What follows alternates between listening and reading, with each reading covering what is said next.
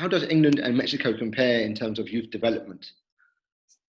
I think for me, England's definitely much more structured. There's a definite clear pathway, which I think all leagues and clubs mainly buy into.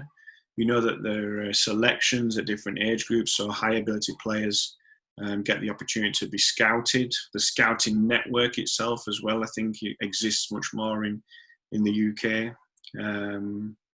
And that means that the higher level ability player can then be guided into higher level coaching setups.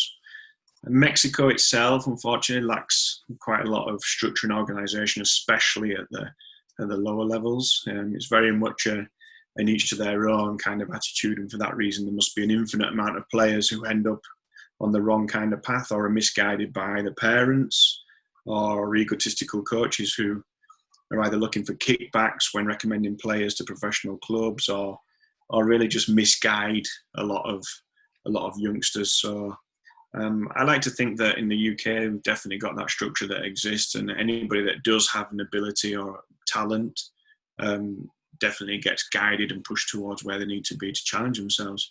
Mexico does struggle in that respect. There's a lot of businesses that are formed out of really just a pay-to-play kind of model.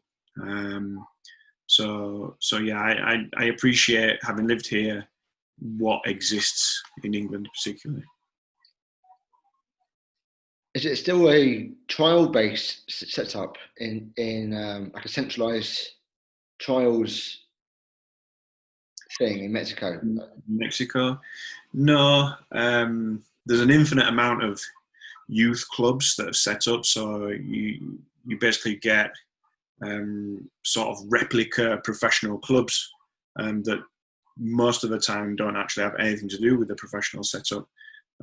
So anybody can put a name to a school. For instance, out here we've got professional clubs like Club America, Cruz Azul, Chivas, and all of a sudden a satellite school will pop up where they will be selling the vision of, oh well, at least once a year we will be receiving a scout who comes here from the professional club, and you might get the opportunity to go and train there. But the reality of it is that quite often it's a bit fake, really, and it's just they charge astronomical fees for kids to come in. That means that the 85% of the population really don't get the opportunity to receive out of that coaching. Quite often the coaches aren't even capacitated to be able to train youngsters. You find a lot of people who base their coaching on experiences that they've played.